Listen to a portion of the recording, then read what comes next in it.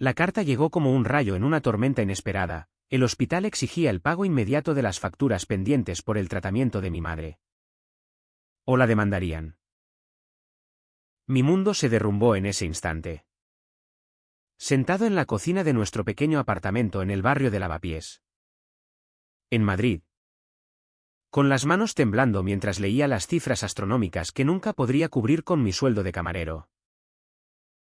Pero entonces, en medio del pánico, recordé la oferta de Carlos, el heredero de una de las familias más poderosas de España, a quien había conocido por casualidad en una fiesta donde servía copas. Carlos era el tipo de hombre que entraba en una habitación y el aire se cargaba de electricidad. Alto. Con una presencia imponente.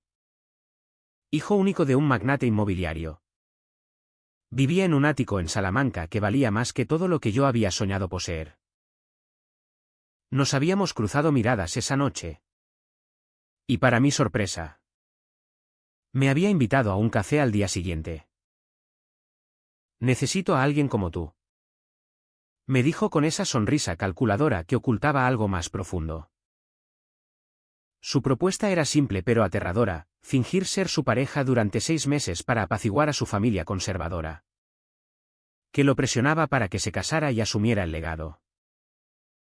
A cambio, pagaría todas mis deudas médicas. Es solo un negocio, insistió. Pero sus ojos decían otra cosa. Acepté sin pensarlo 2 veces. Impulsado por la desesperación. Mi madre, postrada en cama por un cáncer que avanzaba implacable, merecía cada sacrificio.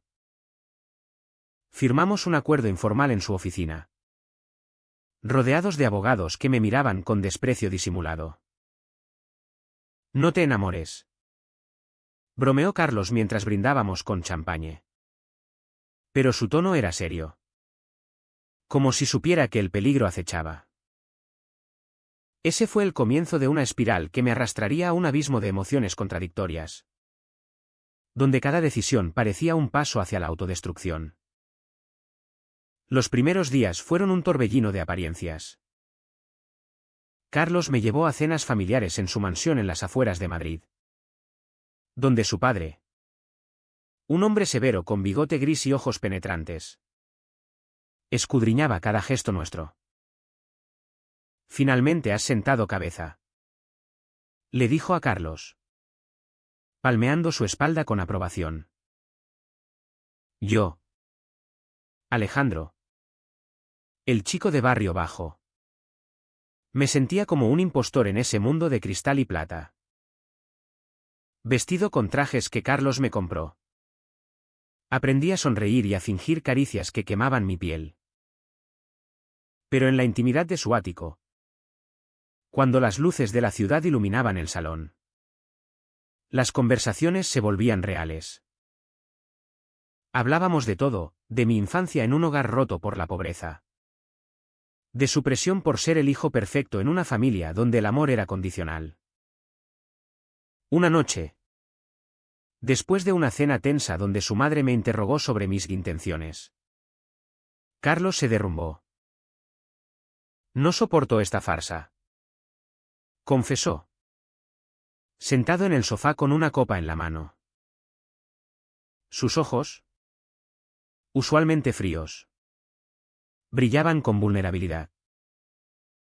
Le conté sobre mi madre, sobre cómo el sistema sanitario español, a pesar de sus bondades, nos había fallado con copagos interminables.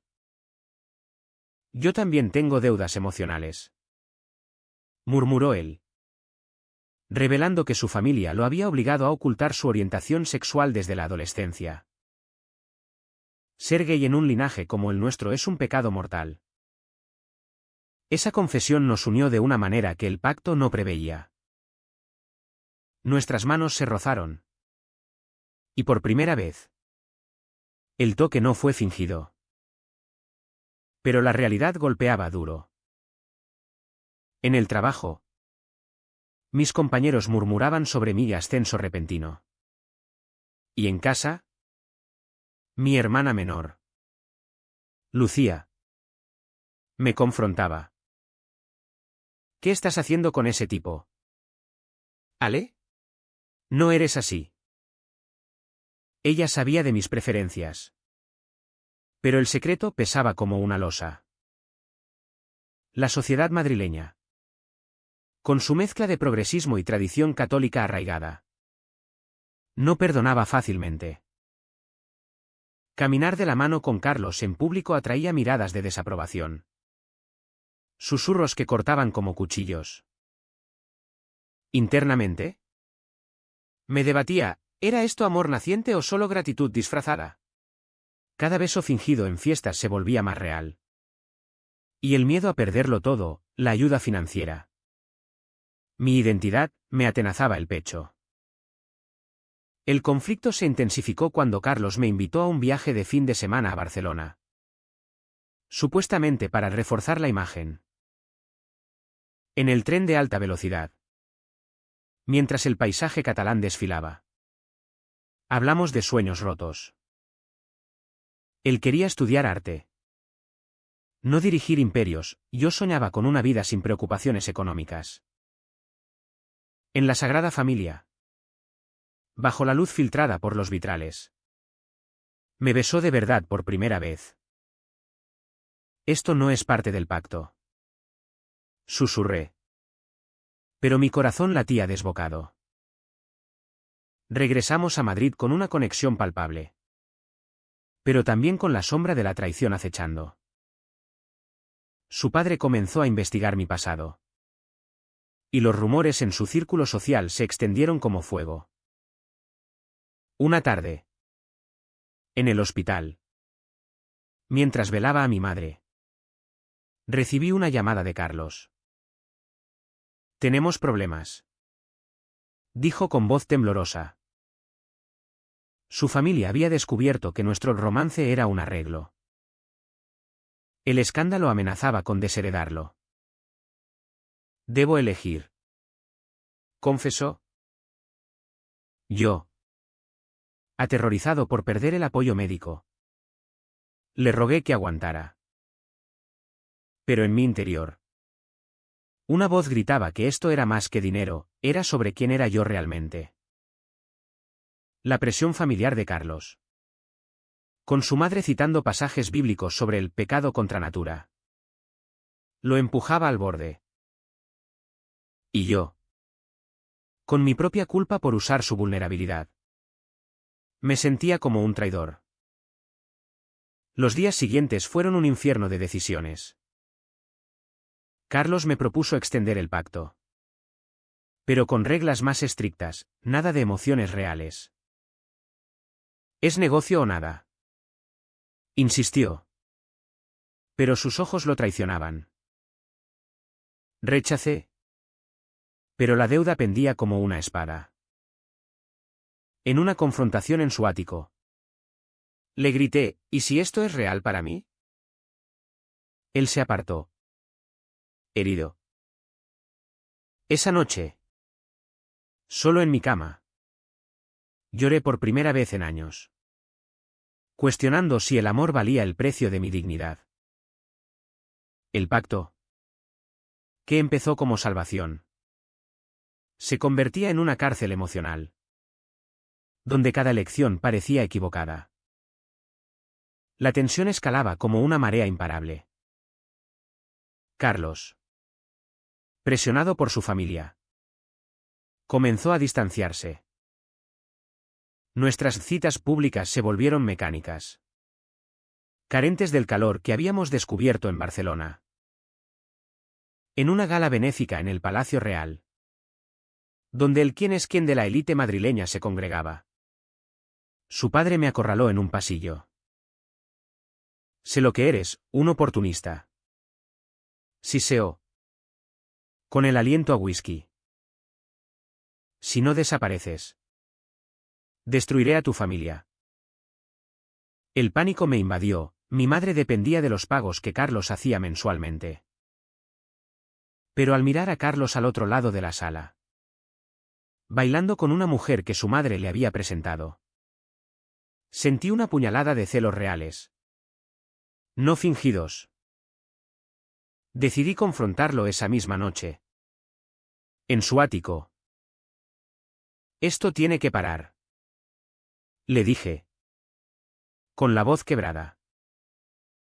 Él, con ojeras profundas, admitió que su familia lo obligaba a considerar un matrimonio de conveniencia para salvar las apariencias. Es por el legado. Ale. No por mí. Pero sus palabras sonaban huecas. Reveló que desde niño su orientación había sido un secreto enterrado bajo capas de expectativas sociales. En España, donde el matrimonio igualitario era legal desde 2005, la hipocresía persistía en las altas esferas. Ser gay es aceptable para los demás. No para un heredero como yo. Confesó. Y por primera vez vi lágrimas en sus ojos. Mi propio conflicto interno rugía. En casa. Lucía me presionaba, estás vendiendo tu alma por dinero. Ella, con solo 18 años, veía la verdad que yo negaba, me estaba enamorando. Las noches en vela se multiplicaban, debatiendo entre el deber filial y mis deseos. ¿Era moral usar a Carlos para salvar a mi madre? La sociedad nos juzgaba, amigos míos me evitaban, temiendo el estigma, en el trabajo. El jefe me advertía sobre comportamientos inapropiados. Pero en momentos robados, como un paseo por el retiro bajo el sol primaveral, Carlos y yo nos permitíamos ser auténticos. Quiero que sea real, murmuró él una vez, tomándome la mano.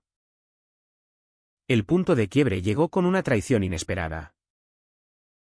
Descubrí que Carlos había pagado no solo las deudas médicas, sino que había contratado a un detective para investigar mi vida. Por protección. Justificó cuando lo confronté. Pero sentí la invasión como una bofetada. ¿No confías en mí? Él, defensivo, argumentó que su familia lo obligaba. Esa noche, en una discusión acalorada, le revelé mi mayor secreto: había tenido una relación anterior que terminó en abuso emocional por culpa de la homofobia internalizada. No quiero repetir eso. Sollocé. Carlos me abrazó. Y por un instante, el pacto se disolvió en algo puro. Sin embargo, la presión social no cedía. En una reunión familiar, su madre me humilló públicamente: eres una aberración para nuestra fe. Carlos la defendió a medias. Y eso dolió más que cualquier insulto. Regresé a Lavapiés con el corazón hecho trizas, cuestionando si valía la pena. Mi madre, al verme destrozado, me confrontó: hijo, el amor no se compra. Sus palabras resonaron, avivando mi culpa. Decidí romper el pacto. Pero Carlos me suplicó que no lo hiciera. Sin ti me derrumbo, admitió, revelando su propia lucha interna contra la depresión causada por años de represión. Los eventos se precipitaron cuando el padre de Carlos amenazó con desheredarlo si no terminaba esta farsa. En una cena tensa en su mansión, Carlos anunció que se casaría con la mujer elegida. Yo, invitado como amigo, sentí el mundo colapsar. Pero en privado, me juró que era una mentira para ganar tiempo. ¿Confías en mí?, preguntó. Asentí. Pero la duda carcomía mi alma. Esa noche, solo en mi apartamento, busqué consuelo en viejos diarios, recordando cómo la sociedad me había forzado a ocultar mi identidad en la adolescencia. El peso de las expectativas familiares, mi madre esperando que fuera normal, se sumaba al caos. Una semana después. La traición se materializó. Lucía me mostró un artículo en un tabloide, heredero pillado en romance falso. Alguien había filtrado el pacto. Carlos me llamó frenético, fue mi padre. El escándalo explotó. Con redes sociales ardiendo en debates sobre hipocresía en la élite. Yo. Expuesto como el pobre que vendió su amor. Enfrenté acoso en la calle. Amigos me abandonaron. Y en el hospital. Mi madre lloró al ver las noticias. Lo siento. Hijo. Dijo. Pero su decepción era palpable. Carlos. Acorralado. Me propuso huir juntos. Pero rechacé, no puedo abandonar a mi familia. El conflicto moral me consumía. ¿Era correcto priorizar el amor sobre el deber? En una terapia improvisada con un amigo psicólogo. Exploré mis traumas, la homofobia internalizada que me hacía dudar de mi valía. Carlos. Por su parte. Enfrentaba su propia crisis, rechazar el legado significaba pobreza. Pero aceptar significaba una vida falsa. En una reunión secreta en un café de Malasaña. Nos confesamos todo. Te amo. Dijo él. Y yo respondí lo mismo. Pero el daño estaba hecho, la confianza se resquebrajaba. El caos se desató como una avalancha. Tras la filtración, Carlos fue desheredado temporalmente. Viviendo en un hotel modesto mientras su familia lo aislaba. Yo. Perseguido por paparazzi. Perdí mi trabajo, el jefe alegó mala publicidad. En casa. Lucía me apoyaba. Pero mi madre. Debilitada por la quimioterapia. Me suplicaba que volviera a la normalidad. Esto no es vida para ti. Decía. Reflejando los prejuicios sociales que aún persistían en generaciones mayores. La sociedad española. Progresista en leyes pero conservadora en corazones. Nos juzgaba sin piedad, foros online debatían si éramos víctimas o villanos. Decidí confrontar al padre de Carlos en su oficina. Un rascacielos en el centro financiero de Madrid. Usted destruyó todo. Le espeté. Él. Impasible. Respondió, protegí a mi hijo de parásitos como tú. Sus palabras avivaron mi ira. Pero también mi determinación. Regresé a Carlos. Quien yacía en la cama del hotel. ¿Roto? Lucharemos juntos. Le prometí. Pero internamente dudaba. El amor. Contaminado por el dinero y las mentiras. Parecía una ilusión. Esa noche. En sus brazos. Cuestioné mis elecciones, ¿había traicionado mi ética por supervivencia? La alta tracción vino con una oferta inesperada, un abogado de Carlos propuso demandar a su familia por discriminación. Es hora de exponer la hipocresía. Dijo Carlos. Con fuego en los ojos. Apoyé.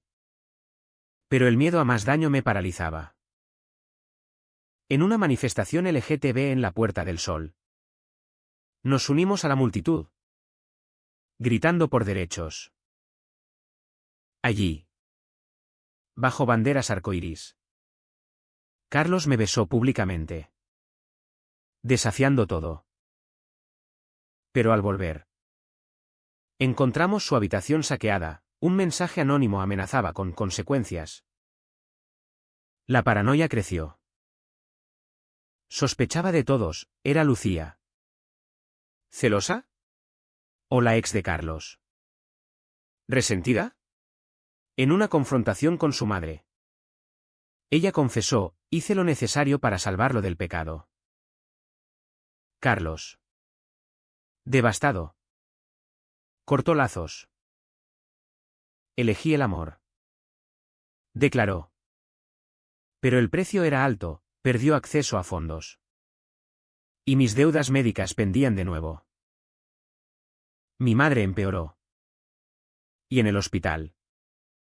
Le confesé todo. Sé feliz. Hijo, murmuró. Aceptando por primera vez.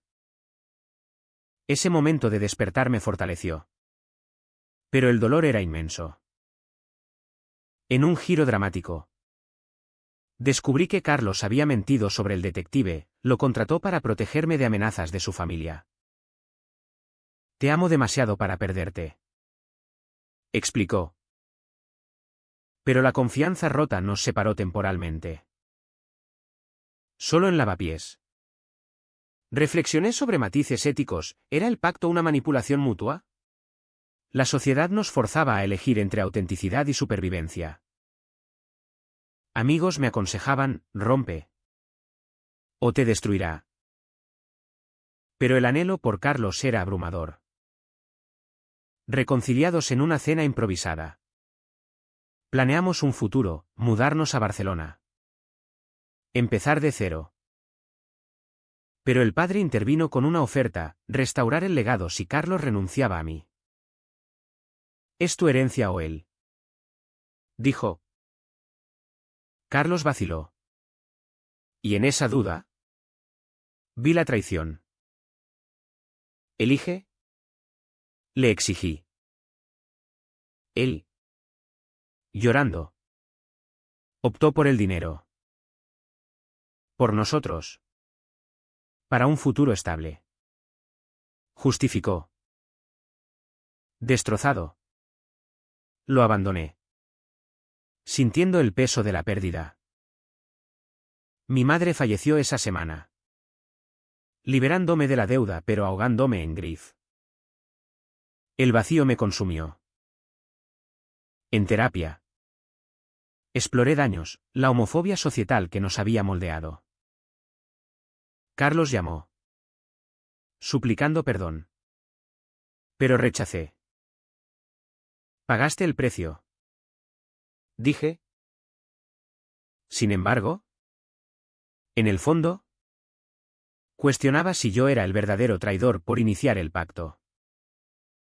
La reconstrucción fue lenta y dolorosa. Sin Carlos. Me mudé a un piso compartido en Chueca. El barrio gay de Madrid. Donde encontré comunidad. Trabajé en un bar LGTB. Rodeado de historias similares, amores rotos por presiones familiares. Lucía se convirtió en mi ancla. Ayudándome a procesar el grief por nuestra madre y la traición. Aprendiste a valorarte. Decía. Pero las noches traían recuerdos, el tacto de Carlos. Sus promesas susurradas. ¿Había sido real? ¿O solo una ilusión nacida de la necesidad? Meses después. Carlos reapareció en una exposición de arte en el Reina Sofía. Delgado. Con ojos hundidos. Confesó que rechazó la herencia definitiva. Elegí mal antes. Dijo. Ahora elijo libertad. Su familia lo había desterrado. Pero encontró paz en la autenticidad. Nos sentamos en un banco. Hablando horas. Reveló su lucha interna, el miedo al rechazo societal lo había paralizado. Yo admití mi culpa, usarlo para saldar deudas fue egoísta. Ambos pagamos el precio. Concluí. La reconciliación no fue inmediata. Construimos de nuevo. Paso a paso. Sin pactos ni mentiras. En paseos por el Manzanares. Discutimos matices éticos, ¿es el amor válido si nace de la manipulación? La sociedad evolucionaba. Con más visibilidad LGTB. Pero los prejuicios persistían. En una boda de amigos. Bailamos juntos. Ignorando miradas. Esto es real. Murmuró él. Pero las cicatrices dolían, la pérdida de mi madre. Su familia rota. El clímax final llegó con una carta de su padre, una disculpa tardía. Influida por un escándalo similar en su círculo. La tradición nos ciega. Escribió. Carlos la quemó. Simbolizando cierre. Juntos.